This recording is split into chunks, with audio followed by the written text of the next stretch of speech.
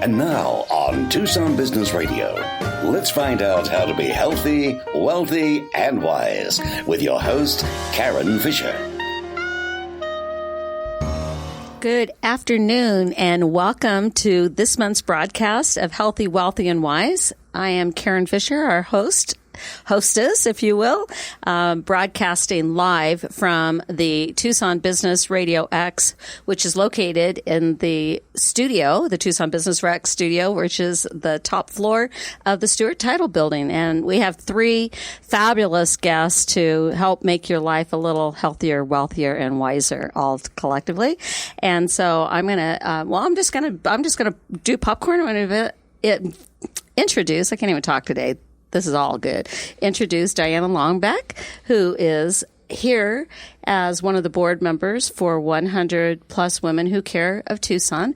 But in her superhero day job, in addition to being a mom, she's also a financial advisor with the Thrivent Financial Group. So welcome. Go ahead and say hello.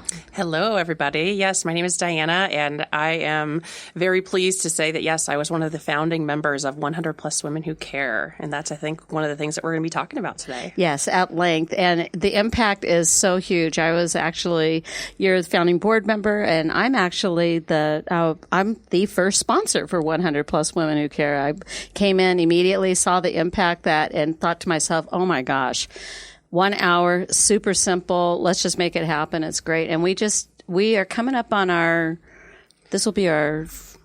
we've been doing it for 4 years now. So this is going to be our 17th big give. That's right. And so do you know, I think it's like over $260,000 we've given back to the community so far. I think it might be a little bit less, but who's counting? Yeah, well, we're counting. Actually, the numbers are there, but I think it was around 240, 250. 240, 250, okay. But still, think about that. Just huge. Because Tucson's a very giving community. So welcome. We're going to have some fun. Thank you. And then I have Hubert Johnson here, who he has, you have a job that you interact with most people on a regular basis that would scare the bejesus out of everybody, which is dealing with the IRS on a regular and continual basis. So welcome. You are a tax attorney, and tell us a little bit about how you came back to Tucson and your information and what you do in your everyday life. Well, I came to Tucson for family reasons, and I'm very pleased with the schools, with the community, and I love what I do. I really help save businesses. I help people, individuals, find out what the best way is to deal with their taxes and resolve it and give them peace of mind.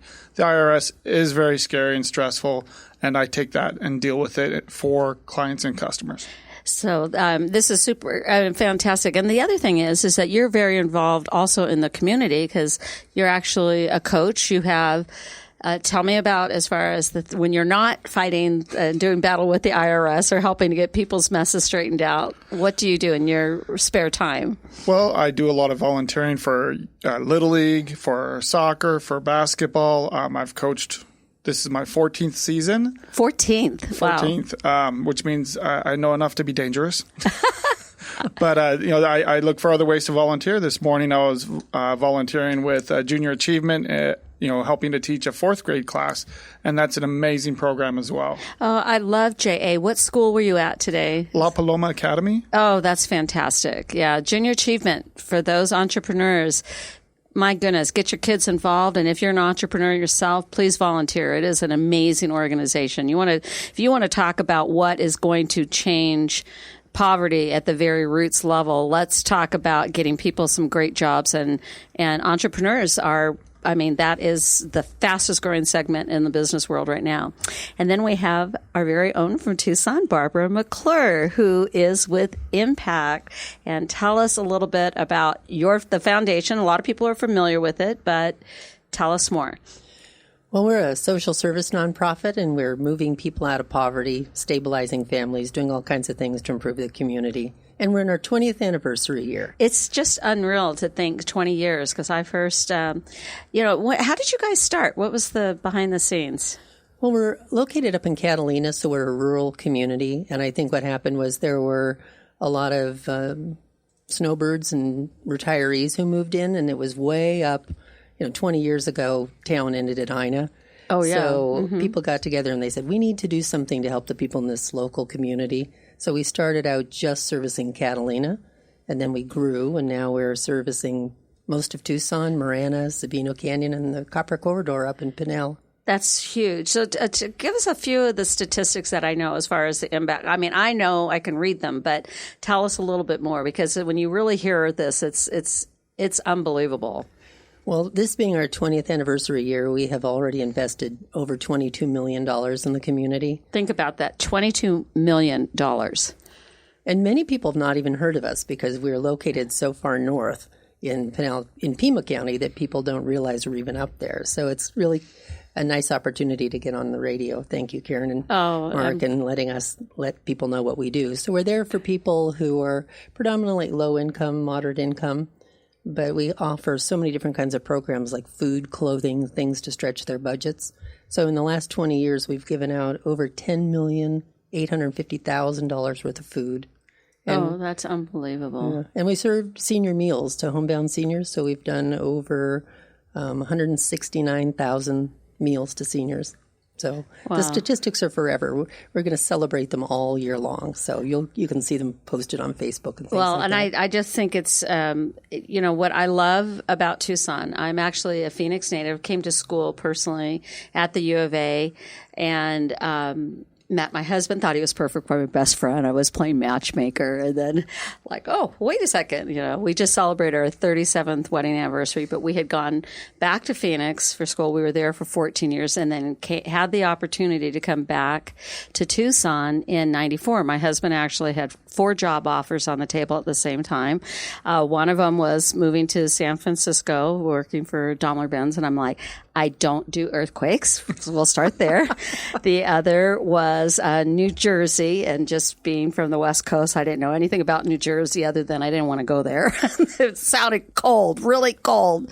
And then the third was Dallas.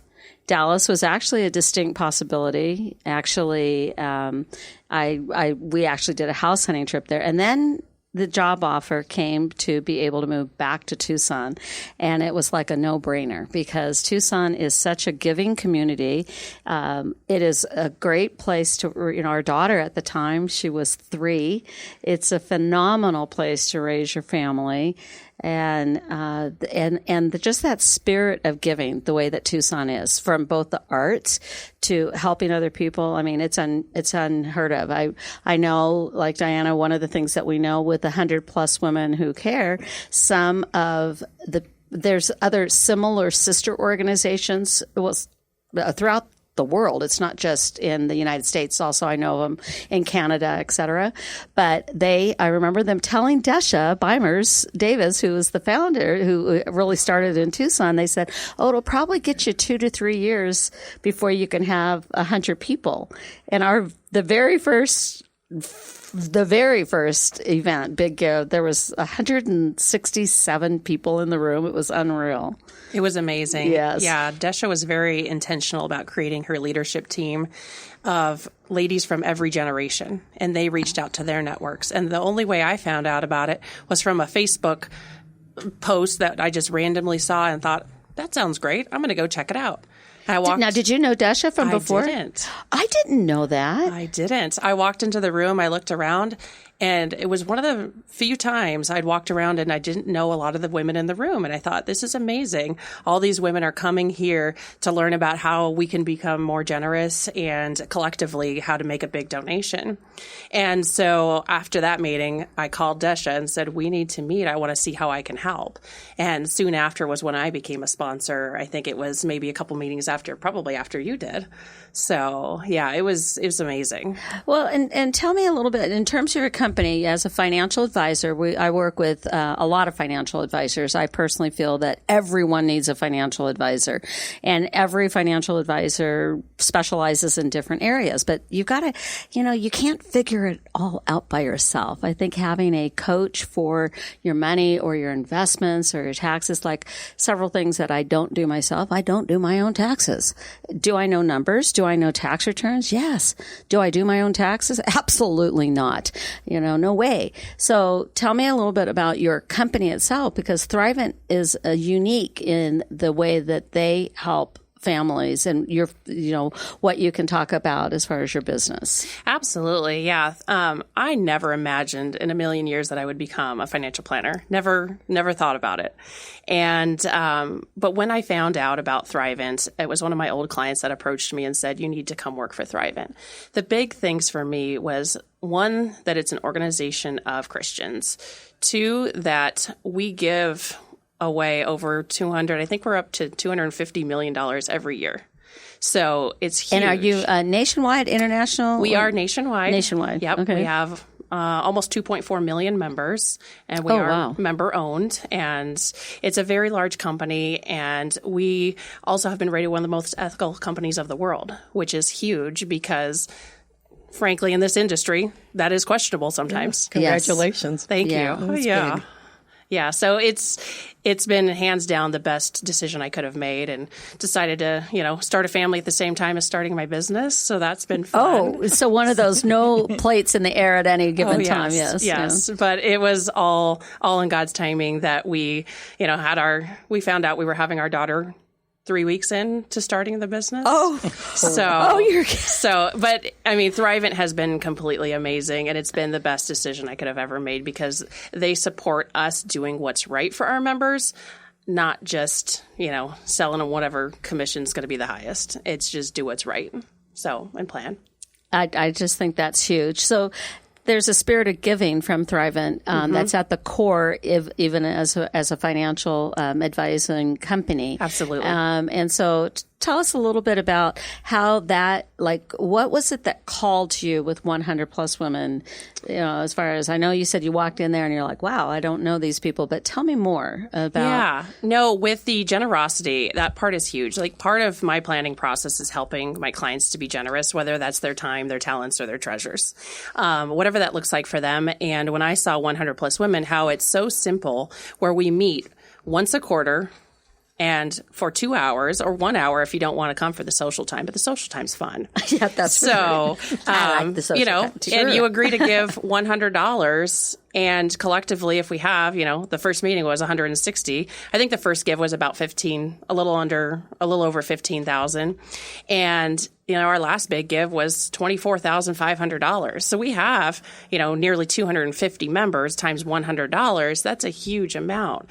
And that was my thing was, this is so simple that, people can do it. They can afford to take 2 hours of their time every quarter to do this, because we're all busy. A lot of the members, if they're not there, because it's automatic, yes, it's 100 that you actually give. They've got like $5 processing charge for the credit cards. But if you're not able to be there, then yes, maybe you don't get to vote that night, but you would collectively say, it goes to whoever is the majority winner. And so for our listeners first of all, let's talk about our next big give is in October. Yes. Where we meet at the Westin La Paloma, and it is October the 10th, correct? Correct. So starts at 5:30. So 5:30 to 6:30 is the happy hour. Social happy hour. Lots of laughter, very loud noise in there. Even though it's La Paloma with lots of things, there's a lot of excited people in there. Okay. Oh, absolutely. It's very loud. And then the next hour, very specifically timed, and just to let you know how it works, is there are 3 vetted charities that get pulled out of a hat. Technically, it's a Nambe Bowl, but I think the Nambe Bowl grew legs somehow. Yep, we don't know where the Nambe Bowl ended up, but 3 vetted charities, and we've got on our on the leadership team highly recognized and rated CPA. Julie Klur is the CPA that vets the financials. You have to be a 501(c) for 2 years or greater to be, and a member needs to nominate you to be put in the hat or the bowl. Correct. And then 5 minutes that you pull the 3, 5 minutes they talk about what the organization is, what they would do with the money, and then 5 minutes of question and answers. And then at the end of that, so that's basically you've got 30 minutes, and then they vote. And then that night, everybody has made the decision as far as who is going to be the next recipient. The cool part about that, I think, one of the things I think is interesting. So let's say you don't win, the Big Give. The fact, as a nonprofit, can you imagine saying, I have an opportunity to maybe stand up and speak about my mission in front of 250 or whatever number of people, women, sure. Pretty much. There's a Business few guys. Leaders. And they're already givers. They're already philanthropic at heart. So, great opportunity. Yeah, so I've learned about some, and it's really been interesting to me on a personal basis that a lot of the nonprofit winners happen to actually be qualified for the tax credit. So it didn't even cost the last, I think, 3 or 4. It didn't even cost any. It really, if you've got Arizona taxes, it didn't even cost you anything to give. It's just crazy. And then you had an opportunity with Desha as far as the founder. Somebody nominated her. Tell me how that happened. There was a Women of Impact luncheon that. Yeah, we have an annual luncheon to celebrate women in the community who are making a big difference. And so what we did was we had our first luncheon a few years ago, and Desha was one of our keynote speakers because we wanted to introduce a room full of women to this great organization. I didn't realize that part as a keynote speaker. She's a great speaker. Oh, she is a great speaker. And then, of course, ever since I was there at that luncheon, I thought, I need to join that organization because it's the most amazing model. And I even called my daughter-in-law who lives up in Seattle, and I said, you should start a chapter in Fremont. So there is one in Seattle, of course. But it was just a neat opportunity to meet Desha and learn more about the organization. So I, too, joined just the other night after talking to you. I was saying to Diana, I keep thinking to do it. I'm going to do that. And every quarter runs around, and I think, oh, gosh, darn it, there goes another part of the year. So. Yeah, no, it is really huge. So, in terms of some of the things that Impact is doing, one of the things, what's in store for the 20th? Think about that, 20 years of an organization giving back, and the numbers are staggering. Absolutely staggering. Well, I think for us, it's just an opportunity to really share with the community impact, the collective impact, because we rely on a lot of volunteers, a lot of donors, a lot of community partners. We only have a dozen staff members, less than a dozen. We're 10 or 11. We're about to hire a social worker. But we have 170 volunteer shifts every week. Oh, so my gosh. It takes hundreds of people to do what we do. It is. So we totally rely on other people. And we have this huge connection to the community. So we go out and we bring in community partners to do all kinds of things. Even in our food bank, we give out this extra bonus bag of food. And we get community businesses to come in and sponsor an item. So we give out 500 bags a month, for example. So Wendy Weiss is a State Farm insurance agent up in Oro Valley. And because her color is red, she offered to give us 500 cans of tomatoes one month. So everybody that came to the food bank got in their bag an extra bag of tomatoes, an extra can of tomatoes. Gosh. So it's really fun to connect the community because what she did was she had a drive in her office. So she got her vendors and her customers and the neighbors in the strip mall to come in and participate. So it's just a way to get more people engaged. So we really engage the entire community. That is huge. So what was the way that Impact started? How did it start? You've been there for about 10 years, correct, as executive director? Yes. But you talked about where it got started, but who was it that said, we're going to do this? Well, really, it was a group of people who lived up in Catalina area, and they got together with Pima County and wrote a grant. And actually, we were started with a $25,000 grant from Pima County, from the outside agency program. So that was fantastic. A nice way to get started. And then we've just grown leaps and bounds. We started in a little slump block house on a piece of state land trust. It was really funny. The master bedroom was the food bank, and then we gutted the bathroom, and you would slide the window open in the bathroom, and somebody had nailed a wooden shelf on the back, and people would walk up, and you'd get your food that way. So, oh my gosh, I know. But we partnered again with them in 2010, and the Golden Ranch Fire Department sold us a piece of property, their original headquarters that they'd outgrown and moved out of, for $1. And the Impact volunteers and the community put up $500,000. And with some stimulus money at the time in 2008, plus some extra money from the county, we built this beautiful building. And so we're now in a $10,000 property or 10,000 square foot property instead of a little slump block house. That is, and we're putting in about $2.5 million a year back into the community. So, well, that is fantastic. And what are you seeing as far as with the needs, as far as with struggling families? Like, what can people do to help? You know, I think some of the biggest issues are not even really the people who are in the lowest poverty position, but it's the people who fall in that gap where they make enough money to disqualify them from a program, but it's not enough money to make the ends meet. So our programs are really designed to kind of stretch their budgets. So when we give them food and clothes, it's not really about feeding the hunger and putting shirts on their backs, but it's really about teaching them how to budget their money and then to spend their earned income on things like rent in a better neighborhood or maybe to keep the heat on in the wintertime. So it's really a whole skill set too. We're about to hire a social worker who's going to help them develop individual pathways out of poverty. Well, and one of the things that I am passionate about is reaching out on a personal basis, and I want to talk a lot about, to Hubert, as far as the impact of this with your taxes, but teaching people about credit. I teach credit classes both at the high school, I've taught it at Pima College as well as at the U of A, and the interesting thing is, I have told people this, especially my high school students.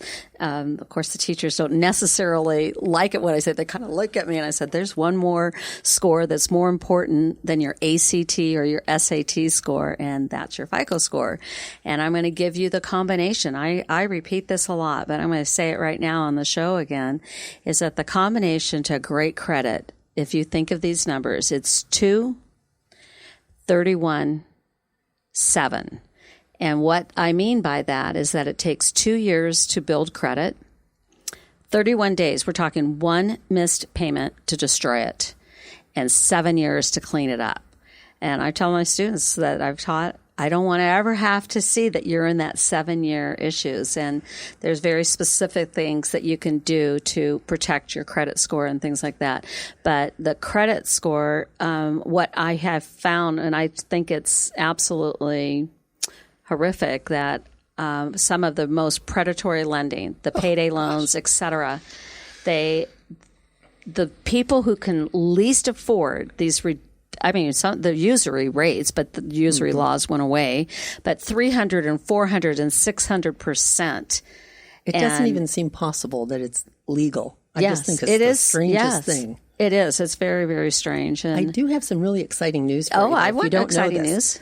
The legislature just passed a rule this year, a law, that all high school students will be required to take financial literacy courses, and they're not just management. It's not how to keep a checkbook and keep track of your debit cards expenditures, but it's how to build credit, protect credit, and all those kinds of things that nobody learns. If you don't have a mentor, you're just out there spending money and, what do you put on a credit card and what do you not? Yeah. So Kimberly Yee, our state treasurer, was the advocate for this program. She started it last year.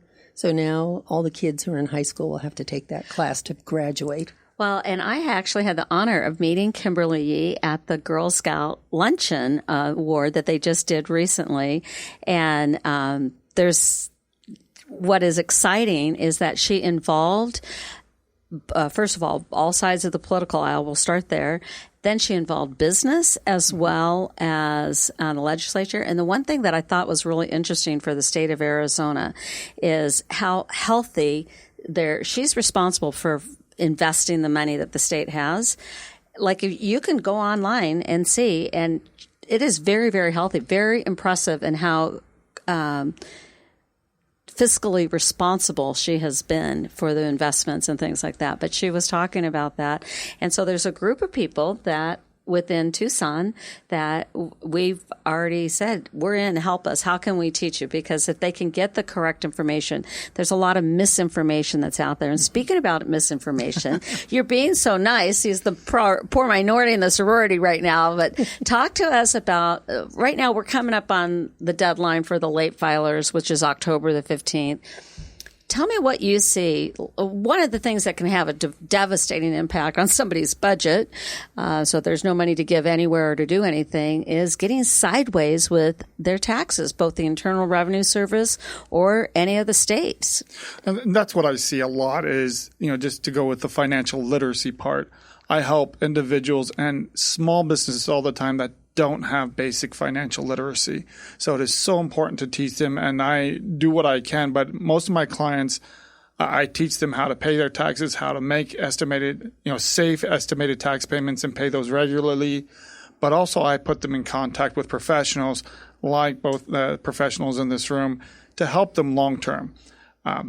It really does help turn people's lives around when I come in and fix a problem.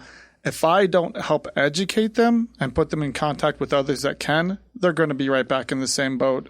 But again, the IRS and the states are actually worse than the IRS, believe it or not. They are, it's, including the state of Arizona. They're probably very aggressive with They are more aggressive, and even the IRS, especially in 2019, has stepped up their collections. What used to take them 6 months to when someone owed a debt and started getting letters, it used to take 6 months to 9 months for the IRS to start taking collection actions. It's now down to 2.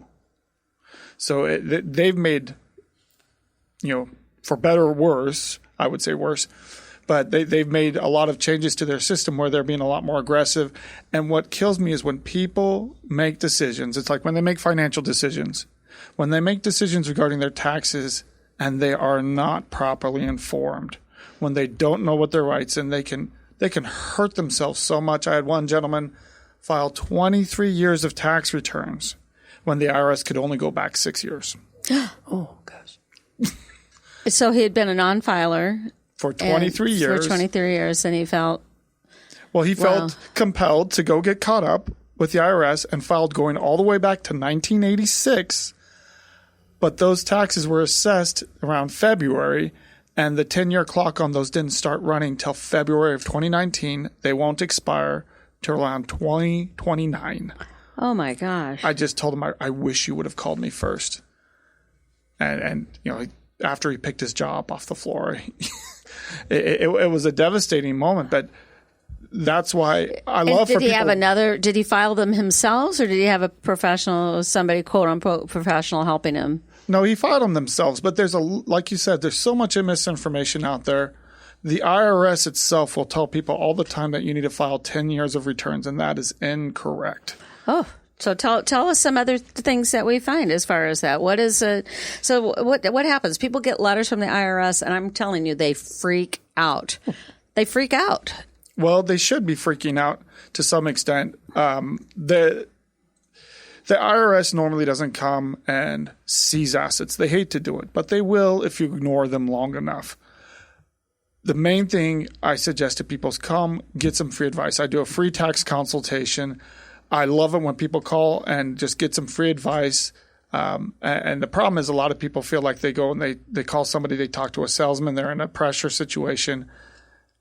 I give free advice so people know where they stand. They know where to go and how to make a decision. And sometimes it isn't right now. Sometimes it is go talk to this person. A lot of times I refer a lot of business to financial planners, to CPAs, and put them in the right hands. It was mentioned earlier to do the right thing by your client. That is so important to really truly helping people in the long term. It's huge. What are you seeing in terms of with businesses? Because the Tucson Business Radio X, what happens a lot of we have as far as our business personnel that are listening and things like that. So what do you see some of the mistakes? So I can tell you what I see as a loan officer that are the mistakes is that improper filing.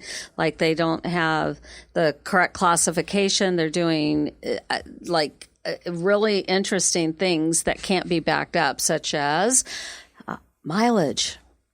Yeah. One of the big things. I see a lot of clawbacks with that. Also, I had a client that came in and he had owned an investment property for 3 or 4 years, never claimed any of the income and therefore didn't send the tenant what he's legally responsible for doing as far as the rents that have been collected. So, it was a mess. And I'm informing him. I said, well, you have to fix it, not just for the loan, but, this is a problem. And he's like, well, what do you mean? He had no idea of such a thing as called Schedule E, and he was doing TurboTax as far as information. If you have anything but the simplest return, I hear people all the time that have used, not to talk bad of TurboTax, but to talk bad of them. Okay. You're an attorney. You can say that. If you have anything but the most simplest return, you really need to be talking to a CPA. And I have plenty that I refer to that don't charge you. You don't end up paying much more money, and you get much better advice. And CPAs are like doctors. It's okay to get a second opinion. I absolutely recommend getting a second opinion because even with CPAs, there's good CPAs and bad CPAs. So going out and getting right information is very important. And when you have these messes, the IRS is more interested, and their policies are geared to favoring people that get it cleaned up moving forward. The IRS would much rather you learn from your mistakes, you correct them, and then they'll make a deal with you on the past due taxes most of the time and give you time to pay them. But they want to make sure you're not going to continue to have the problem moving forward. And people that I've seen plenty of people that pay their past due taxes and don't stay current on their current year taxes. And those are the businesses that get shut down and get their doors padlocked. Yes. We have definitely seen that. There's a lot of places in Tucson, and that's part of the problem and one of the reasons why we started the show, which, by the way, this is Karen Fisher. I am a senior loan officer with Summit Funding, and I am your hostess. This is a regular monthly podcast that you can download, you can forward it, you can do other things, and we're broadcasting live from the studio right here off of Broadway in Tucson. It's actually in wet Tucson. Usually it's sunny Tucson. Sun came out. I think we were going to swim here on Monday and Tuesday. Talked to some friends of mine who are insurance agents. In fact, Don Cox, one of the gentlemen, has been a guest on our show before. And yeah, there are lots of phone calls to the insurance companies, which, by the way, so I just want to say, so Diana, a couple of other things, just as far as some things about 100 Plus Women Who Care. You came here as a spokesperson for the organization, but how can somebody get involved, and what can we do? And what do you see what you see as far as helping us to help our community? Well, I think the first step to getting involved is to really just look us up online, 100 Plus Women Who Care Tucson.org, and look at us up on Facebook, see the organization, see what we do, and really just come and visit us on October 10th, again at the Westin La Paloma. And you don't need to join to come October 10th. Just come and, at the very least, have happy hour, right? Yeah? Yeah, be a guest, come have some appetizers, and just meet all the women. And luckily, the women there are so great, and there's so many women that we can meet. And I think that's the biggest step to really getting involved is just come and check us out. And, you're going to get welcomed. Usually I'm one of the people signing people up if they decide they want to join, because that's part of how I volunteer my time there as well. And that's just you're very come and good check with us the out. computer. It shows for me. It's like there's a lot of things I do well, but being the technical support person is not one of them. I'm not my skill set. I'm glad I fooled you. Yes. Oh, good. That's good. Yes. No, it's great just to be there and to know that, when you walk away, you just feel like, wow, I gave 100, but together we gave almost $25,000. Yes. And one huge thing for me is I've been able to learn about so many nonprofits that I may not have learned about. And through Thrivent, we give back a ton of money to nonprofits, and my clients are always asking me, hey, well, this is the cause that I'm passionate about. Do you know of any nonprofits that support this cause? And I'm able to share that from the things that I've learned at 100 Plus Women, which is fantastic. I think that's huge. One of the other things that I thought was very, very interesting is that one of the recipients of the Big Give was the diaper bank. And the diaper bank, what was huge, there's such a need with the Southern Arizona Diaper Bank, but we turned the funds that they had. So get this, they had I believe it was from the Huggies Foundation, Huggies Corporation had the ability to bring in 1 million diapers. And the greatest need in our community that I learned was for adult diapers. 1 million diapers. The issue is they said you just got to pay for shipping. Wasn't it $1 million worth of diapers? You know what? You're right. Because Yeah. it wasn't just 1 million diapers. No. It was because $1 the million shipping- worth of. Yes. And so the shipping costs were over $20,000 with the reduced shipping. That cool. big gift donation are close to 20. It was over 20,000 at Right. that point. Translated into over $1 million. Exactly. And Then we'd like to thank you too, because we are an agent of the diaper bank, and out of our clothing bank, we give free diapers to we have 2,000 people who come use the clothing bank, and we give diapers and incontinence. So you also helped us. That's amazing. Isn't that see, fun? It's a that's small what's so community. amazing. I mean, you think about that. So it's huge. I mean, it is really, really huge. So let's talk about going forward. What are some of the things that, so just popcorn in here as far as what do you say? I wish people would know this, either about you, about the charity you support, or the IRS, if you will, and the state of Arizona. All of those. I think the big thing is for me is I wish people would know that it's okay to come to a big event with a lot of ladies there and still be an introvert, because sometimes people are scared to because there's so many people there, but it's okay to go and, just take a risk to come out, because it's great. The feeling that you get from that is huge when you leave. So Well, and one of the things that I love about the format is while they're tallying the votes, we get to see what impact the money had with the previous recipient. We actually have Bobby and Elisa Francis, who their business from their movie producers and videographers and things like that. They volunteer their time, and they've actually gone and interviewed the recipients and have told the video stories of how our money has impacted them. It's been, and the videos are tremendously done. Oh, yeah. They're just amazing. if you have dry eyes, I don't know if you're living, to be honest with you. So, And you also got to meet amazing members of the community, real leaders of the community. And to me, rubbing those elbows has been amazing, helping me in my own business, but also serving others around me. yeah, that's fantastic. So tell me a little bit more about your coaching and the volunteering that you do with your kids and things like that. Well, you've got a big family. It's blended. Yes. And you've got a very busy household. How many, your ages? He's going to rattle them off for us. Oh, this is a test. Here you go. 16, 15, 13, 8, and 5. And I've coached my older kids for years, and now they're in high school or 8th grade, and so they've kind of left dad behind as far as coaching. Uh-huh. But there's always such a need, and that's the thing. Any nonprofit you're dealing with and looking at, there's such a need. We need coaches, we need umpires, we need referees, we need more people willing to step up, and it's not always easy.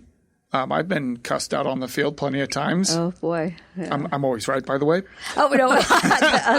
Well, the couple times it's happened, I was right. But it's to me, there's so much you get back. I've been asked a couple times. My wife asked me, "When are you going to stop?"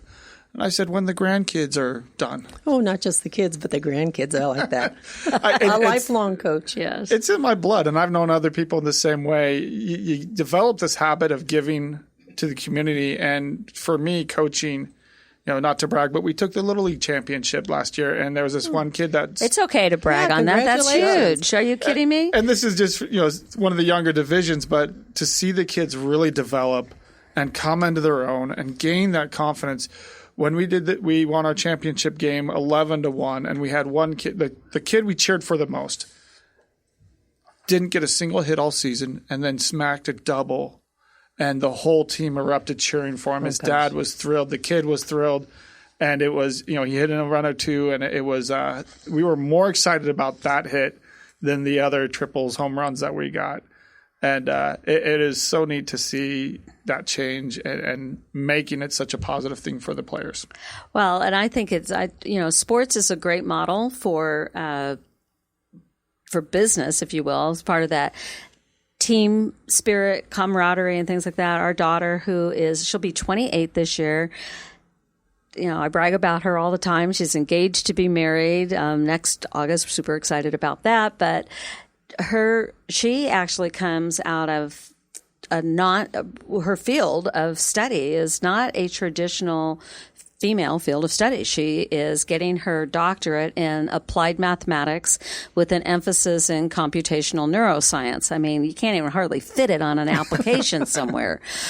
But she talks about sports, and she's talked about this within academia, that the gift for sports, because she was involved with sports from a very early age, and we actually talked about this at one of our BNI one-to-one meetings, right, is that she didn't want to do just one sport. She had coaches that were trying to say, just softball or just this or just that. She's like, I don't want to do just that. I like them all. I said, go for it. Like them all. It's fine. You do, you got to stay for the season, but do whatever whatever fuels your heart. But her comment to me was that the sports teaches you how to lose gracefully. Like, how do you lose gracefully? So how do you lose in business gracefully? Sure. Women, I mean, you're in an executive position.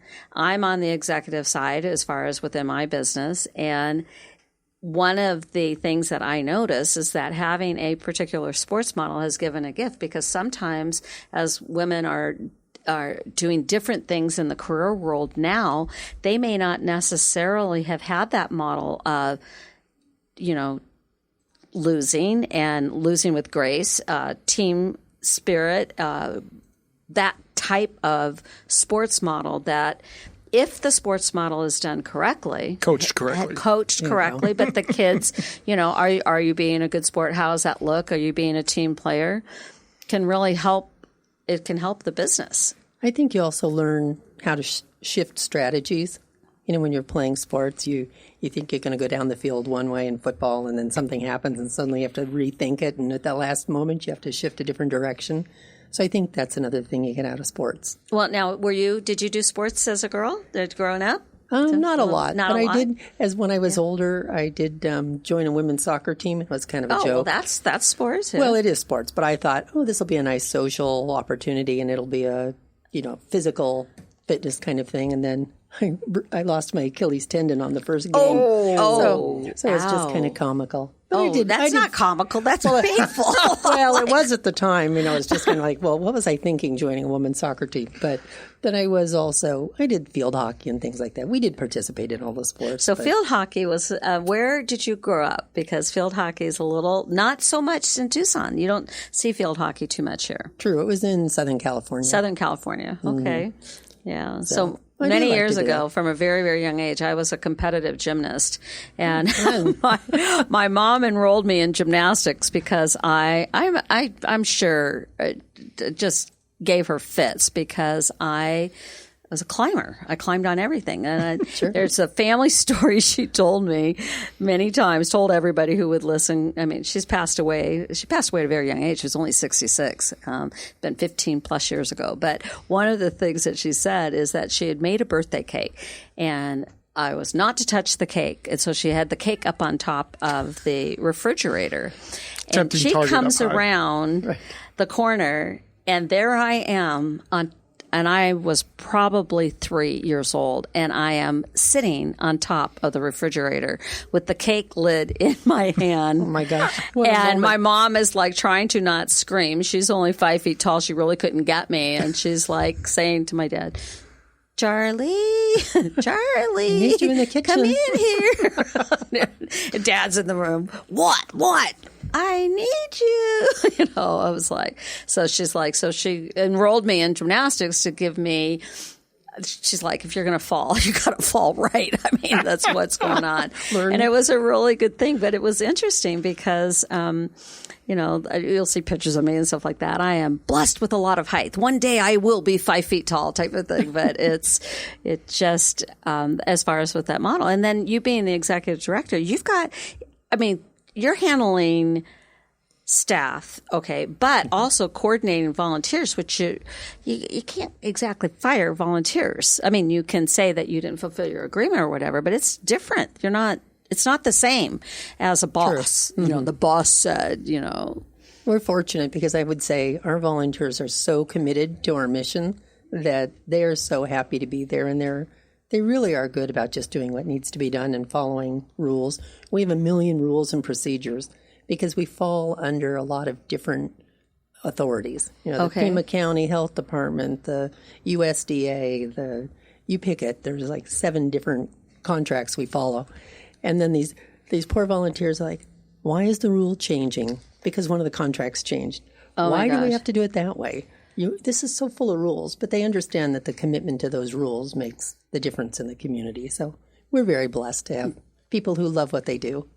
So tell me about, as far as, why do people invest in Impact, or how are you different than other nonprofits? There's some things, because you, in so many ways, you support other nonprofits is what it, listed, yes. Well, I think one of the things is we are a tax qualified, tax credit qualified organization, so they can take their tax deduction.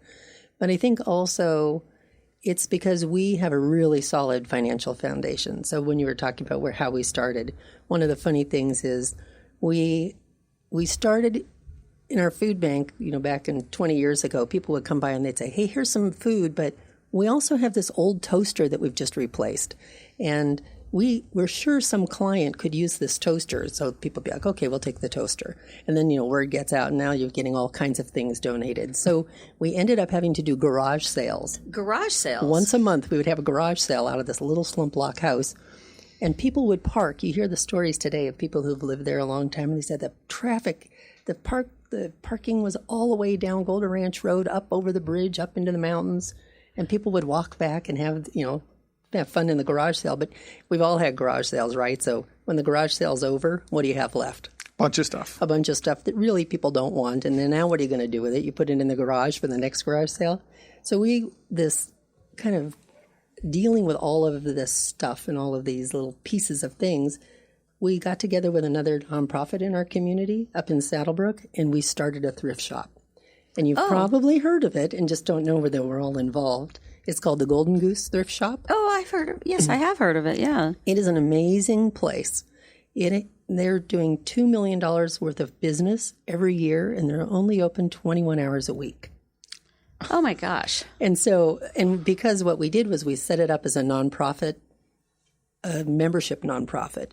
So there are only 2 members, Impact and Saddlebrook Community Outreach, and we each appoint half of the board, and then they deal with the management and the operations of the thrift shop, but we each get half of the net profits every year. So we get about $600,000 from the Golden Goose every year, so our financial base is really solid. So if you're a donor and you give us a contribution, it's 100% to programs. There's no admin fee taken out of your donation. So that's huge. That is amazing. Yeah. So I really prefer stores like that really donate back to the community. Not all thrift stores are like that. No, and our prices are still really fair for the community through the thrift shop because, again, it's a social service related thrift shop supporting us. So that money goes to programs that help kids out of Saddlebrook and into Pinal County, but then it also helps all these people in Tucson. In fact, right now what we're doing is really exciting. We're buying glasses. We were talking about what changes poverty. We have gone on a screening of children in the Copper Corridor, which is that first part of Pinal County, Mammoth, San Manuel, Oracle, and we went all the way up the Copper Corridor and found that 28% of the high school students needed prescriptions. They did not have glasses. And of the preschool to 8th grade, it was 17%. So we came home just stunned that we had just looked at thousands of kids, and we thought, how are we going to break the poverty cycle if these kids come through school and they are not successful in school? So Impact's on a mission to buy eyeglasses for all those children in the next few years. I'd love that. Isn't that a fun thing? Yeah. Reading is, I'm a huge advocate of reading, and it makes such a huge impact. And, the school, I've worked with classes and kids. When you see that they struggle with reading, how do you teach a kid that is struggling with financial literacy or not reading literacy, and you see those problems in high school too. So I think that is absolutely key, that you're focusing on helping them see, and that reading literacy portion. Sure. I think it's so important. So we're involved in a lot of different things. We also support our school, our local school. On the other side, we pay for part of their big reading program that they do through their school library, where kids can read, take a test, a comprehension test. And we actually give $135 credit to every teacher in that school, not just the academic teachers, but every teacher. And they can buy $135 worth of academic enrichment materials, and we'll pay them for it. That's huge, yeah. So we do so many different things. You really have to go online and check us out at impactsoaz.org because there's so many things, and it's so layered that we can never really express it in a quick I just think it's bubble. huge. And I think coming from that perspective of what do you need, how can I help, when you've got that spirit of giving, and there's an amazing book. Have you read the book Go Givers? Yes. Have you had a chance to read it? I haven't. I'll have to. It's simple read, a super simple read, but it is definitely the spirit of what I see Impact doing is the spirit of what I see 100 Plus Women Who Care. This is the radio show for me is an absolute labor of love. I want to get the information out there and help change people's lives, because I promise you, sometimes I look at my clients and I look at what's happening within their bank statements and their tax returns. And keep in mind, as the loan officer, I ask all the questions your mother told you weren't allowed to ask. And you don't want to tell people Yes. if you're not in a good place. Literally, how much do you have in the bank? How much money do you make? And what's your age? Oh, and by the way, you have to prove it to me. And by the way, jump through all these hoops while you're at it. And so I know it stresses people out. I had a client just before I came into the studio today. She was so worried, and I always, I never share anybody's information. I mean, I'm not sharing any of her personal information, but sure. I'm thinking to myself, here is somebody who was so nervous and so worried. And when I showed her that she could actually do two things and she could be in her own home by the end of the year, she started to tear up. She had no concept that's there. And so I like to tell people, just as, hear what you're saying, don't assume that, first of all, don't assume that the information that you're reading online is correct, A. And B, if it's information from the IRS online, there's multiple interpretations. That's why there are tax attorneys, it's not just a box. And the IRS code, tell me how many pages is it these days now? I saw it changes every year. Yeah. So what I mainly use is what's called the IRM, and I jokingly refer to it as the Bible for the IRS. So they have to follow that, and it's my job to know that better than the IRS. So what is IRM? Internal Revenue Manual. Internal Revenue Manual. Okay.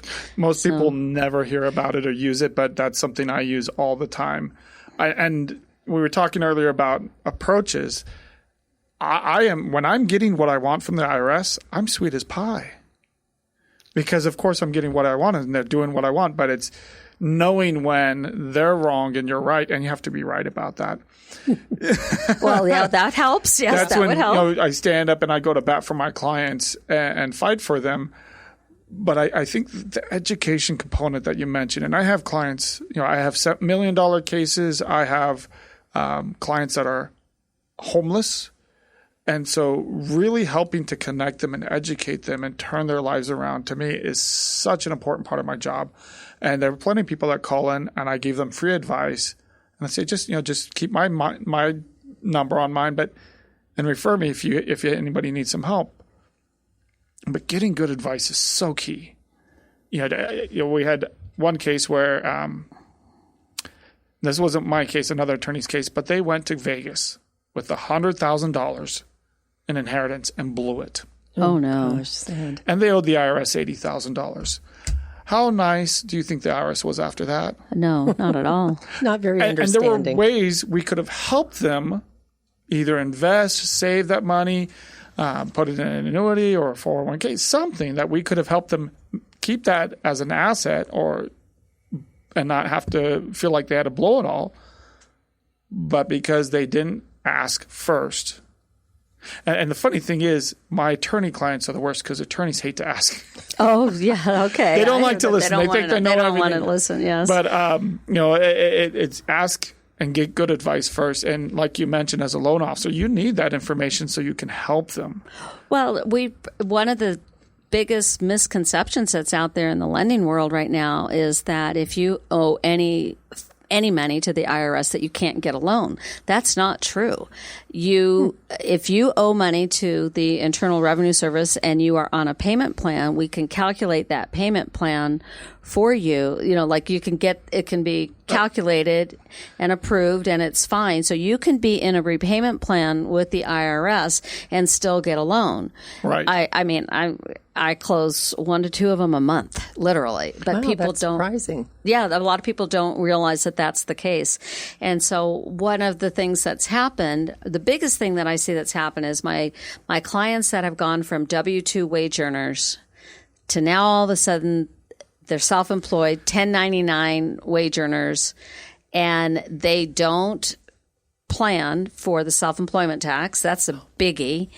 And the other thing that they don't plan for, you alluded to this earlier, is their quarterly tax payments. Estimated tax payments. So what are some of your tips as to create that discipline? Because you're technically spending money that's not yours. That you'll have to give back. Yes. Right. And that's the tough part, is for people to understand when they have a profit, it's not a profit until they pay their taxes. So one thing I do that goes above and beyond what most CPAs will advise, if they're having trouble setting aside sufficient estimated tax payments, do it monthly. People are used to paying bills monthly. That's a great tip. They're used to setting aside money, and you're giving the IRS a little bit more interest by paying them monthly rather than quarterly. But if it keeps you out of trouble and makes it so you don't have the same problems moving forward, it's worth its weight in gold. And the funny thing is, anything I do or anybody in my industry does for somebody, if the client has problems in the future, it will default to anything we set up. So I really try to go the extra mile with my clients and educate them and set them up so they won't have this problem moving forward. So I consider myself kind of like the CPAs are more like the dentist. You go for them for regular checkups, make sure everything is fine. If you have a real problem, I'm the root canal specialist. Oh, my gosh. I like that analogy. It's fun. That's a great analogy. Well, the other thing that I see that clients make a lot of mistakes on is that they don't so they'll withdraw funds from their 401k. Retirements. And in their mind, it's their money. Yes. We have that with staff even. In the past where they, we have a 401k and then the company will match up to 4%. So they even see, that the company's given me this money, but then they take loans out on it. And then they end up having to repay that.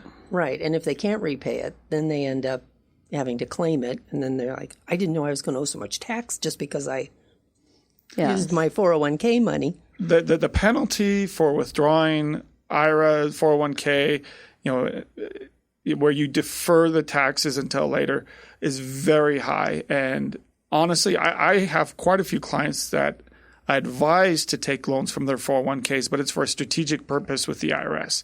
It locks it up as an asset, and then we can use that as an expense, but that's getting into the weeds. If someone has questions about that, they need to talk to a CPA first. They need to get good advice, and I see plenty of people, they take money out of a retirement account. They use it for medical needs, put their kids through children. There's all kinds of noble and causes that they take their money out for. But if they don't do it right, they ended up paying more. And then the worst thing is I see people, they owe the taxes, then they withdraw from their 401k again to pay the taxes, and then they've got to pay more taxes. And then they got to pay more taxes. It kills it's a cycle. Oh, gosh. That's hard. Well, I am just thrilled that you have been able to be our guest on today's radio show. Can you believe it's already been an hour? No, that was It's been an hour. Went by fast. It's always a great time. We are incredibly blessed to live in Tucson. It's just an amazing community, and every day we're on a mission to make it better and better and better. I would love to just have you wrap up with a couple of fun things. What is a success story that you've just had? And or it could be that you've had in the past, one of the biggest wows. And what would you like to see happen before the end of the year? Well, I do offer in compromises or settlements with the IRS, which everybody loves. Not everybody qualifies for it, but if you do, I do settlements as low as $20. And I've had settlements, $200,000-$300,000 that I've wiped out for $20 with the IRS, and the burden it takes off people's shoulders is amazing. It gives me a lot of job satisfaction. That's huge. That's huge. And before the end of the year, what do you think? I'm hoping I'll have another 5 or 6. Good. I love it. Successful offers. Okay. Nice. And how about you, Barbara? I think for us, we started a new program recently called MIMS. So over the summer, we've been feeding the families that are on free lunch during the summer because for 14 weeks of school year, they don't have any food. So that was our big deal this year. And so we're looking forward to the Christmas break and the fall break where we're going to feed those families again. So that's kind of a neat thing. Well, that's fantastic. Well, before the end of the year for me on a personal basis, I am going to be and you'll be able to see it on my website, which is Our Neighbors Are Heroes. That's my website. But my vision is that I will teach, we've got some people that we're going to teach 3 joint classes on credit and basic budgeting before the end of the year so that come Christmas time, they haven't wiped out any of their savings and done some fun things. That's a great idea. So without any further ado, I just want to thank everyone for participating. Again, you're listening to Tucson Business Radio X, and I am your host, Karen Fisher, and we will talk to you next month. Thank you, Karen. Thank you so much.